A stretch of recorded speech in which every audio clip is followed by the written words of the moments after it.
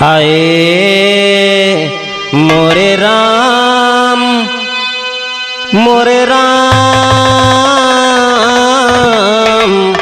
संवरिया रे ए भोले जोगिया हो राम।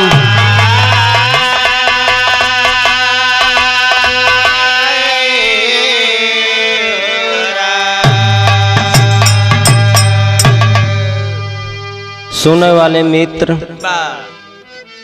आपके बीच में एक शिव पुराण से बिरहा बा। भूमिका का लाइन बा मास्टर साहब। हाय लगा था पावन पर्व महीना, मौसम रहा बड़ा रंगीना, दीनानाथ से गौरा कही लगीन एक बात।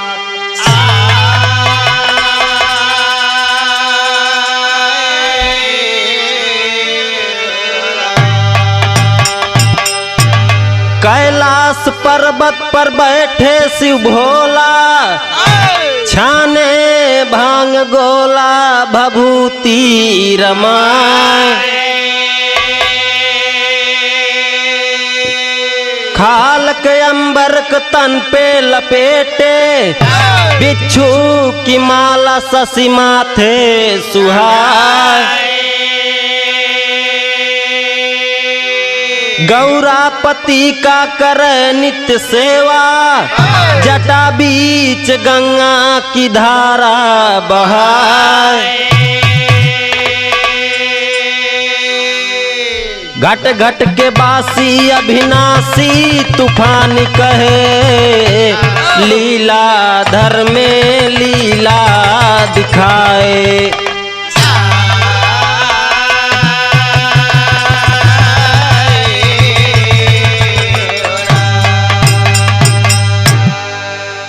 सुने वाले दोस्त, विराम एक लाइन गजल के टुकड़ा लग गया मास्टर साहब। हाय अरे क्यों आज सितमगर में मुझे याद किया है।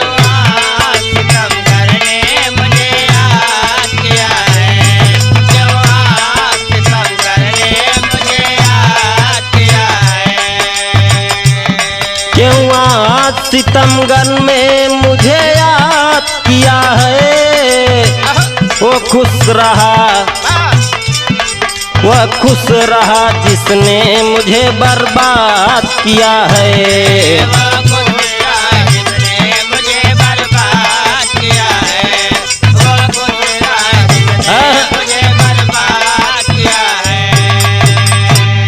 सुने वाले मित्र, कैलाश पर्वत पर भोले बाबा और माता पार्वती बैठा हैं दोनों जने। बातें चीते में दोनों जने को बतियात है ना आपस में। सावन का महीना रहा, सुने वाले मित्र मेला लाग रहा। माता पार्वती भोले बाबा से कहा था, महाराज सावन का मेला लाग, हर आदमी अपने अपने औरत के लिए आए के जातन मेला दिखावे का तोहरो मन में कुछ बाक अपने दुल्हनी के घुमाई टहराई गई। सुने वाले दोस्त, भोले बाबा कहाँ चलबू, चला जल्दी करा तैयार हो। विराम एक लाइन तर्ज लग गया मास्टर साहब। हाय कहाँ कोई घर ना बताओ महाराज हो, कुंवनिया प्यारी लगी।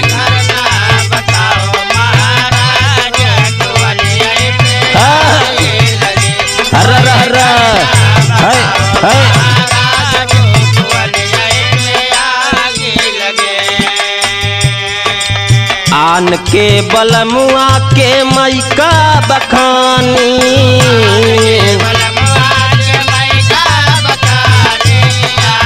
जय हो।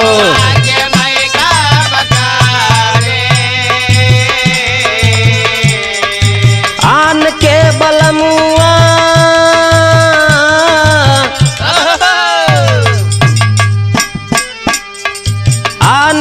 बलमुआ के मैका बखानी, भैया जवन साझे अवई भोर चला जाई हो कुवनिया पे यारी लगी हर हर बा भैया बा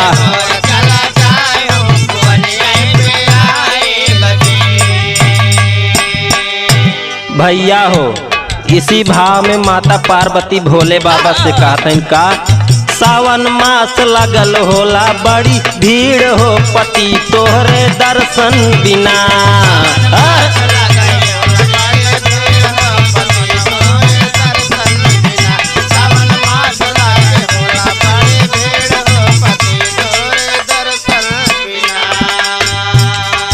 कहाँ गिर जरानी धई के चरनावा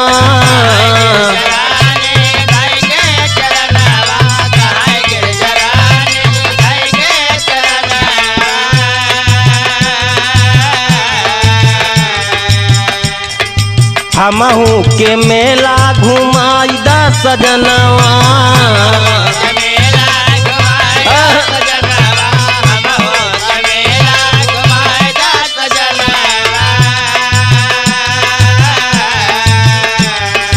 हे भैया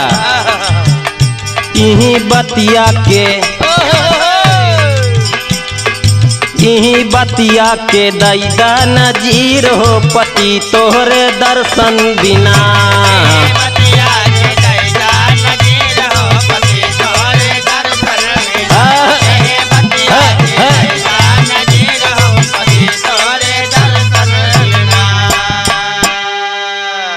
भैया हो माता पार्वती भोले बाबा के साथ मेला में पहुंच गई। मेला में कहा था कहो महाराज ये सब सच्चे दिल से भक्ति करई आई है तोहरे दरबार में कुछ पापी वोपी हमें लागत हैं। भोले बाबा कहाँ है देवी दुनिया के मनई तमाम पेटे में गदेला ले कोछा में गदेला ले सब मेला दर्शन करई आई है हमार तो तू कहता हूँ पापी और धर्मी आई है कहा ना ना ना महाराज या मेला में कुछ हमें गड़बड़ जरूर दिखाता। माता पार्वती कहते का कहा मेला में के बाटई पापी अधर्मी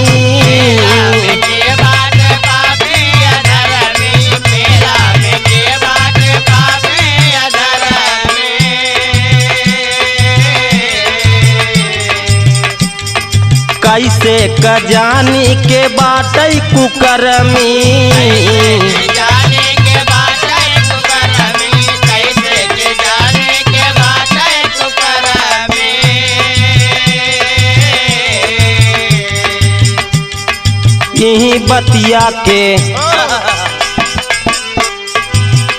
यही बतिया के दैदा नजीर हो पति तोहरे दर्शन बिना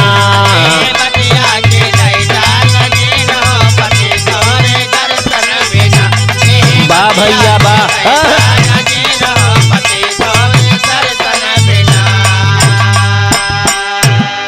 अब माता पार्वती कहता है महाराज एमा सब सच्चे दिल से श्रद्धा भक्ति करें ना आई है कुछ में गड़बड़ हमें जरूर लागत बा। भोले बाबा चुम मार के खड़ा है बिराम टेरिक बोल लग गई लाला हाय बुराई जग से जावे निकरी रामा रामा रामा रामा अरे मोर रामा बुराई जग से जावे निकरी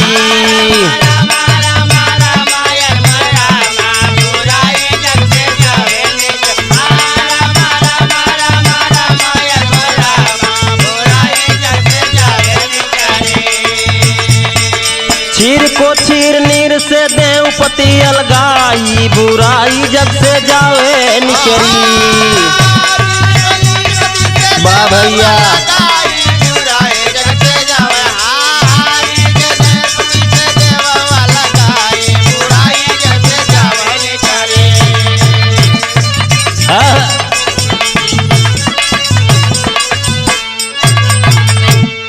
कही लगी है गिरजा रानी कही लगी है गिरजा रानी सिंहिया जामई पापी कपार, खबर होए दुनिया के अंदर सबहिया देखई नैन उघार। गिरजा के संग भोले बाबा पहुँचे अपने भवन मझार। अरे घर आने पर भोले बाबा बड़े जोर पड़ गए न बीमार।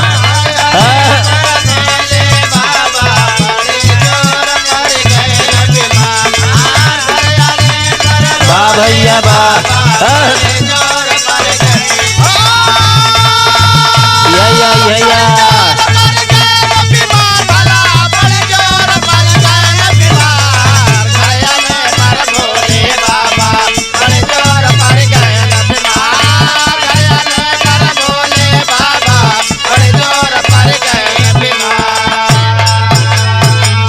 हे भैया या मेला ओला से घूम टार के आए माता पार्वती और भोले बाबा।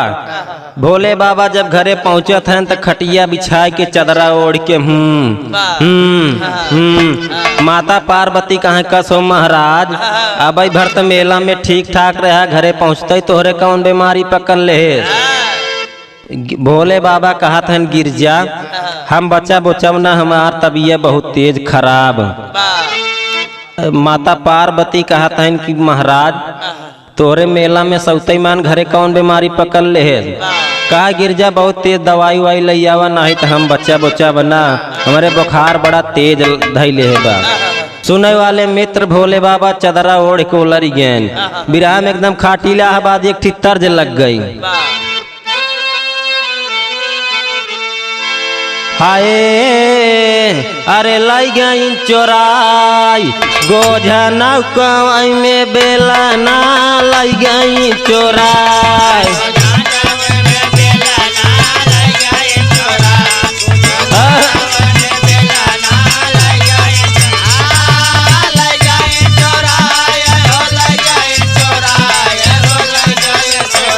गोझा नौकवाई में बेला ना लाई गई चोराई।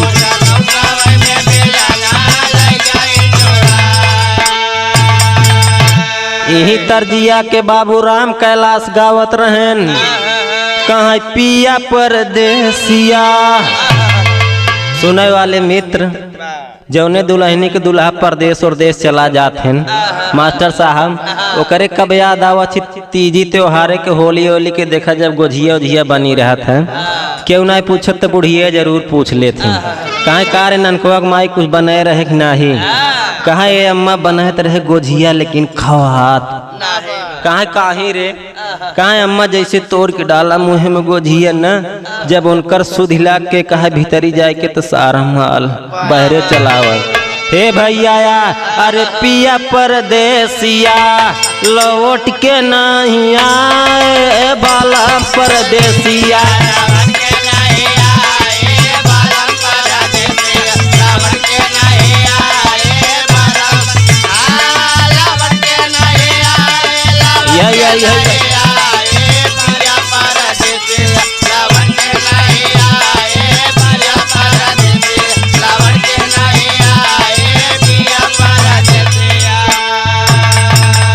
इसी भाव में कहना बा सुनने वाले मित्र, अब शंकर जी चदरा ओढ़ के चारपाई पोलरी गए हैं राजा। कहता है पड़ गए बीमार शिव जी लागे हूँ आई, पड़ गए बीमार शिव जी।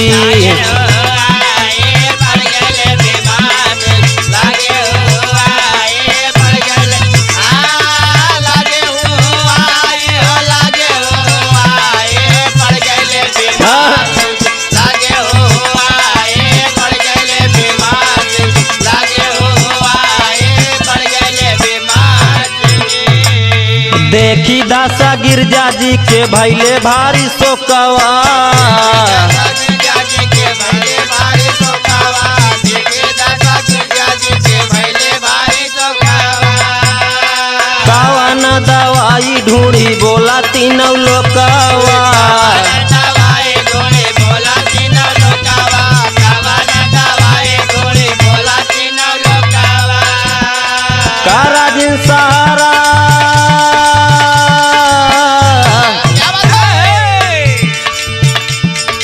सारा दिन सहारा दिन गवनिया राई पड़ गईलन बीमार शिव जी।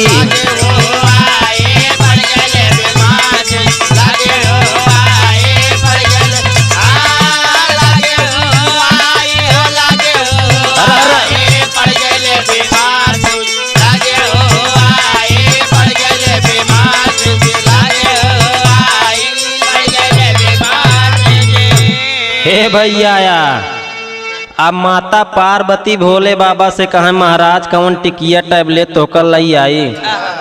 भोले बाबा कहाँ गिरजा बहुत जल्दी से जा हम लेके आवा दवाई वाई ने हम बच्चा बना ब्रह्मा जी हमार तोहार एक मुसरे से लिखे है ना फारे के तब फारे कागज।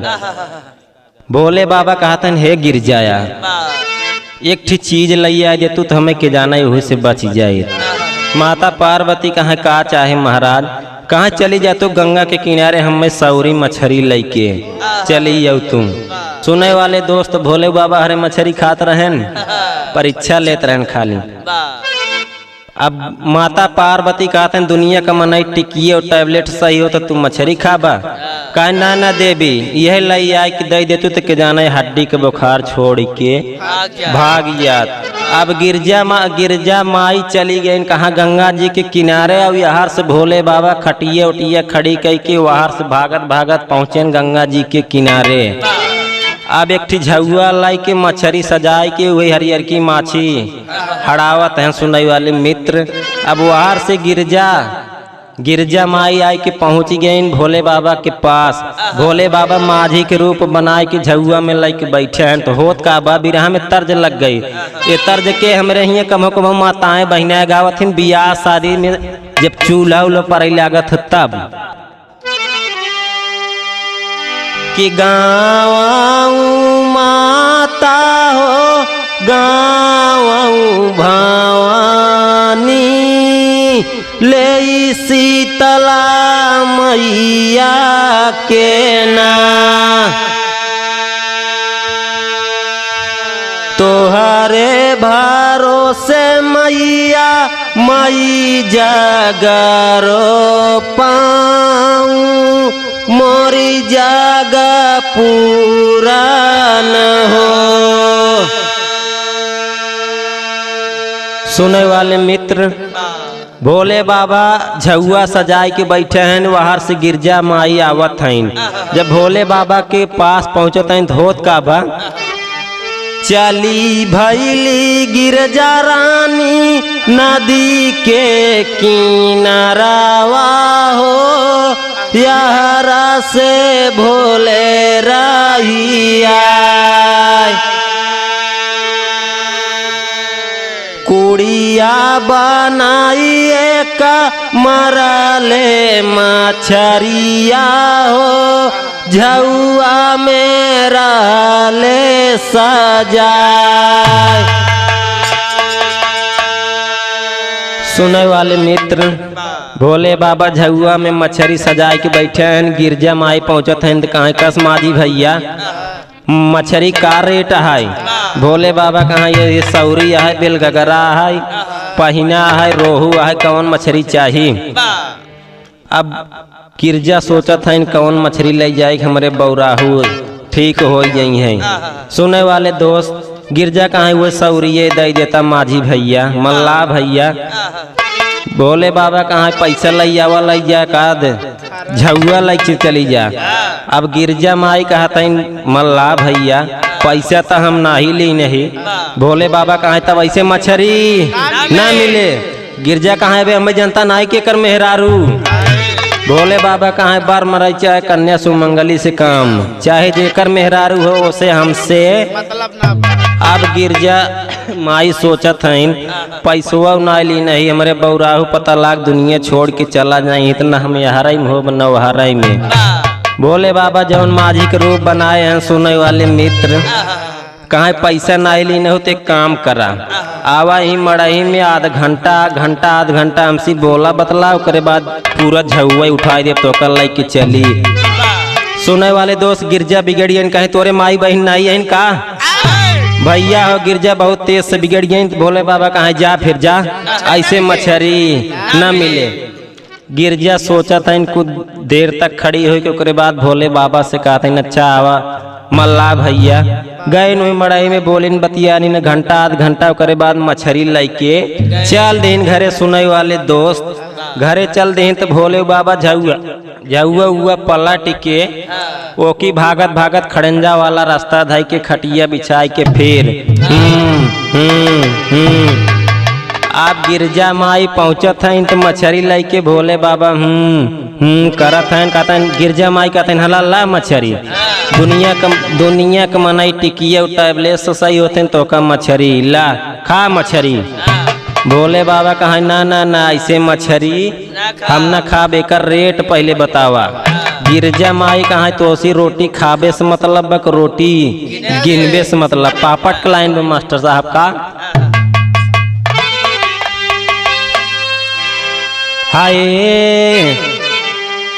तोला पिया तू खाई मछरी और इतने में बोलन शिवलहरी अरे कवन भाव क मछरी पाऊ तू हमारी लुगाई बुराई जग से जावे निकरी।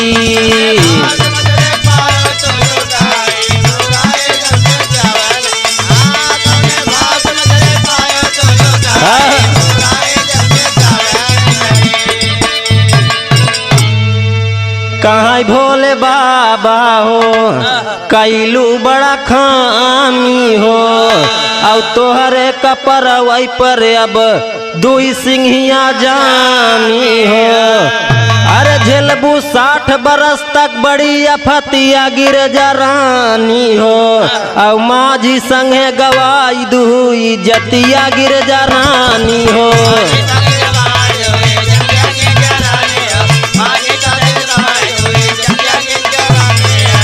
बा भैया बा भैया हो भोले बाबा कहाँ ऐसे मछरी हम न खा पहले कर रेट और भाव बतावा। अब गिरजा कैसे कहा कि महाराज पूरे जतिये गंवाई के मछरी लेके आए बाटी। भोले बाबा कहे ना ना ना याद करा जब मेला गई रहू तो तुहन कह रहू महाराज एमे जे पापी अधर्मी आए हो ओकरे कपारे पर दूठी सिंह जमाई दी है एमे सबसे बड़ा पापी उधर्मी तुहन निकरू। गिरजा ऋषि और महर्षि के बच्चन खाली नहीं जात आला के भाव में कहना बाबा मास्टर साहब हाय बहुत पुरान आलावा के कभो कभो बाबू राम कैलाश गावत रहन भैया का हाय कहाँ कावना चिड़ैया उड़ाई बिना पंखवा कर भैया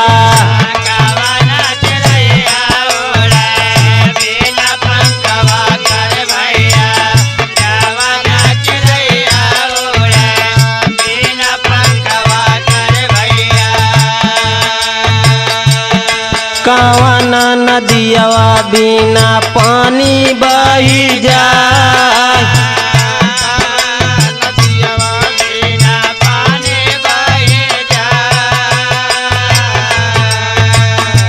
जवाब मिला भैया का कि प्राण चिड़ैया उड़ाई बिना पंखवा कर भैया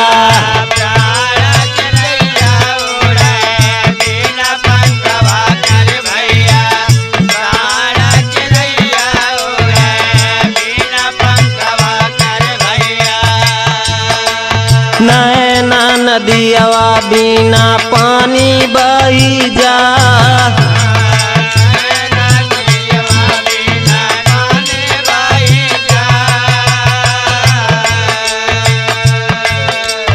इसी भाव में कहना बा मास्टर साहब कि माधुरी जबानिया से बोल गिरजा रानिया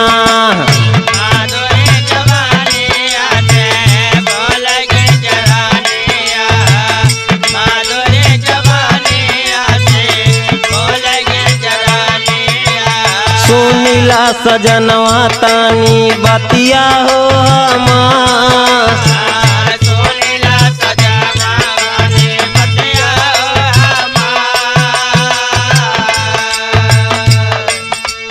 कैसे होए स्वामी मोरा दुनिया रहनवा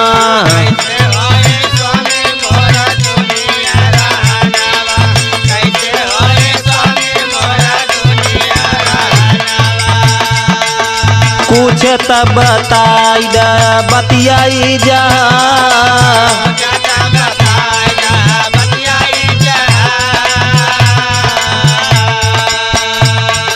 मिथ्या नहीं होए कभो देव ऋषि बनिया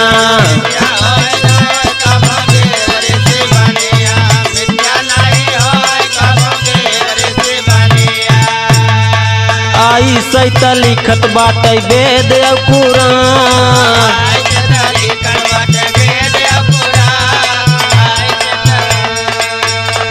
आगे का बयानवा सुना हो मोरे मितवा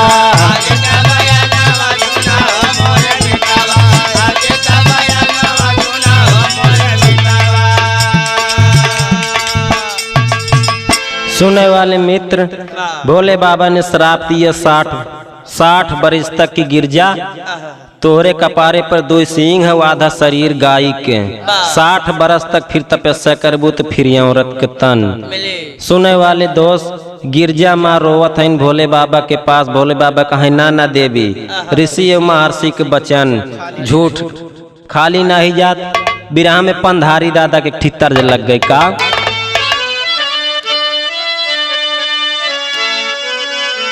पंधारी दादा गावत रहन सुनने वाले मित्र। पंधारी दादा के देने एक आज बिरहा तख्ता पे हो लग नाहित बिरहा भूई नगाड़ा पे होत रहा। बाबू राम कैलाश कहाँ बचे बिरहा गावा जाए तो बजड़ी के करबी और भी रखी रहा है। वहीं में जब गाय की उतरी तो वहीं मोलिया जाए जब जड़ाई उड़ाई ला गई कहे जब नंबर आवे तो तब फेर गावत रहन का मौका हूँ पंधारी दादा।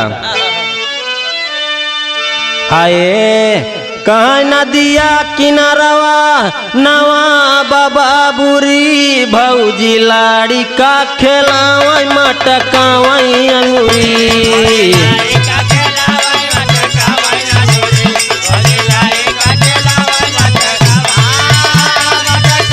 अरे वाह,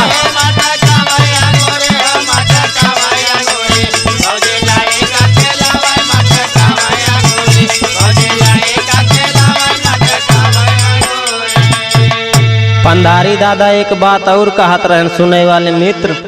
कहाँ या बना मिले ए भैया बना मिले बाबुआ बना मिले इन्हें नुआ कतारकारिया बन मिले।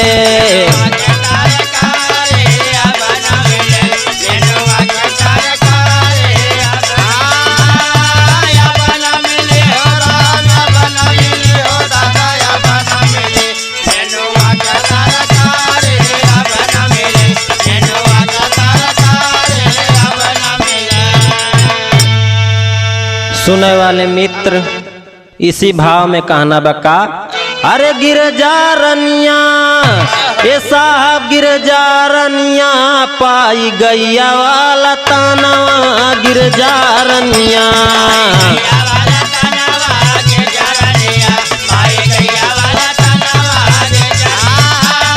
वाह भैया वाह,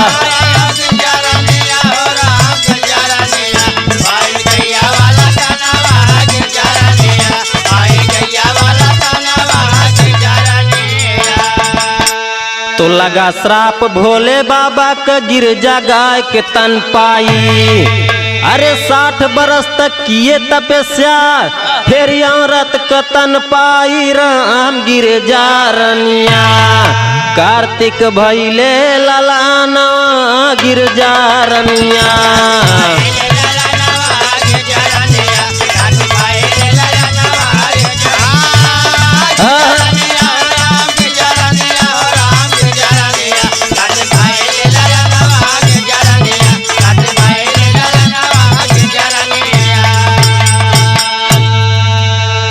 सुने वाले मित्र, प्रमाण यही मिला था कि जवन मड़ाई में भोले बाबा गलत काम कह रहे हैं वह कार्तिकेय पैदा भैन।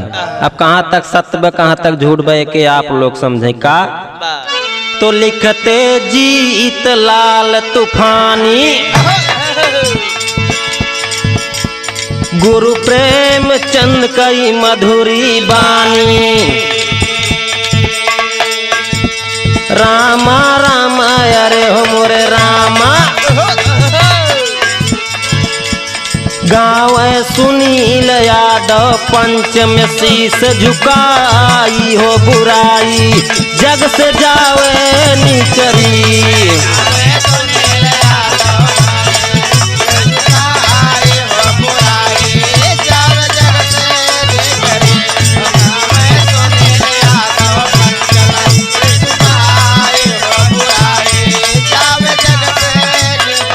मोरे राम